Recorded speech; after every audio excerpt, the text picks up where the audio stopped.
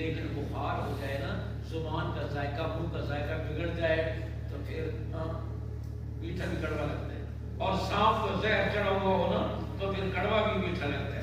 آج دنیا کی محبت کا زہر چڑھا ہوا ہے، اور بخار چڑھا ہوا ہے دنیا کی محبت کا، تو صحیح اعمال کا ذائقہ ہمیں سمجھ میں نہیں آ رہا۔ سنت اعمال کی قیمت، حالانکہ میں آپ کو مثال دیتا ہوں،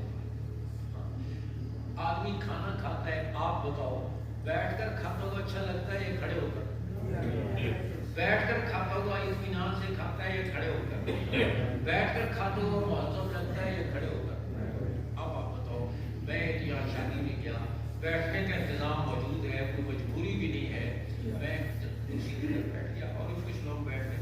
ایک بڑا معزز آدمی، کوئی بڑا افسر تھا دنیوی لحاظ سے، اب بیٹھنے کی انتظام موجود ہے، لیکن اس نے بیٹھنا اپنے اسٹیٹس کے خلاف سمجھا کہ یہ تو مولوی شولوی لوگ داڑھی اچھاڑنے والے بیٹھ کر کھاتے ہیں، اب تو ماڈرن لوگ ہیں۔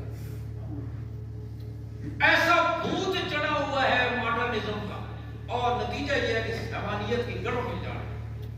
کھائے اس نے ایک ہاتھ میں روٹی پکڑ لی، دوسرے ہاتھ میں پلیٹ پکڑ لی اور کھڑا ہو گیا۔ میں نے کہا یہ جانور کھائے گا کیسے؟ دونوں ہاتھ اس کو مصروف ہو گئے۔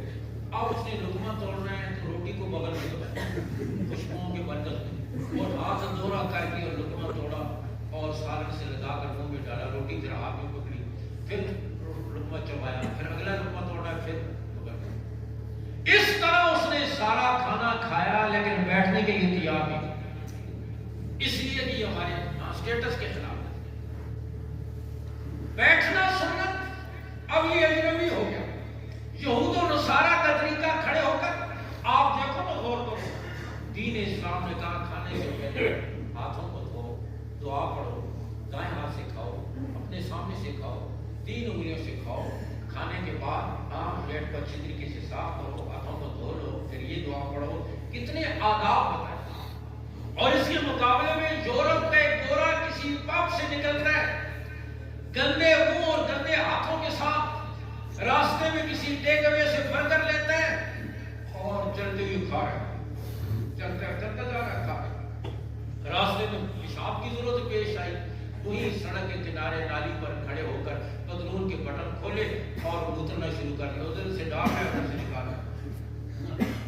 یہ تہذیب ہے جس پر آج ہم مر رہے ہیں، اور ہم یہ سمجھتے ہیں کہ لوگ تک کہ مولوی پتہ نہیں کیوں ہمارے پیچھے پڑا رہتا ہے، کیوں ہمیں ترقی نہیں کرنے دیتا، ہم تو ترقی کے کہاں وراثت کرتے ہیں۔ میں پہلے بھی نہیں سنایا تھا، ہمارے دوست ہیں جیلم یہاں مردان کے علاقے کے، کہنے لگے فوج میں میجر ہیں، کہنے لگے میں نے اپنی یونٹ کے افسروں کی دعوت کی اپنے کھانے پر، کرنل صاحب کھانے کا انتظام کیا، اور کرنل صاحب نے دیگر لوگوں نے بیٹھنا اپنے اسٹیٹس کے خلاف، جیسے ہمارے ذہن میں بھوت چڑھا ہوتا ہے، بیٹھنا خلاف، کھڑے ہو کر کھانا شروع کر۔ کہنے لگے میرے والد صاحب پرانی طرز کے آدمی تھے، وہ آئے نے کھڑے ہو کر کھاتے دیکھا، میرے کان میں پشتو میں کوئی بات کی اور چلے گئے۔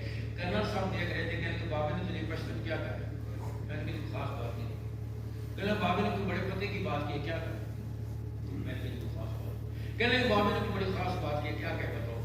میں نے کہا بتاؤں گا تو آپ ناراض ہوں گے، محسوس کریں گا کہ نہیں ناراض بتاؤ؟ میں نے کہا بابے نے کہا زمیندار لوگ ہیں، کھیت میں صبح سے لے کر شام تک کام کرتے ہیں، پانی لگاتے ہیں، بیج ڈالتے ہیں، کھاد ڈالتے ہیں، بار لگاتے ہیں، صبح سے دوپہر تک کھیت میں ہم کھڑے ہو کر کام کرتے رہتے ہیں، پھر دوپہر کو کھیت میں ہمارا گھر سے کھانا آ جاتا ہے، پھر ہم بیٹھ جاتے ہیں، بیٹھ کر کھانا کھاتے ہیں، اور ہمارے چوپائے اور جانور بیٹھے ہوتے ہیں، جو ان کے سامنے چارہ آتا ہے ایک دم کھڑے ہو جاتے ہیں۔ آپ تجربہ کر کے دیکھو، گائے بھینس بیٹھی ہوگی، جو ہی ان کے سامنے چارہ رکھو گے فوراً ایک دم روشن خیال ہو جائیں گے، کھڑے ہو جائیں گے۔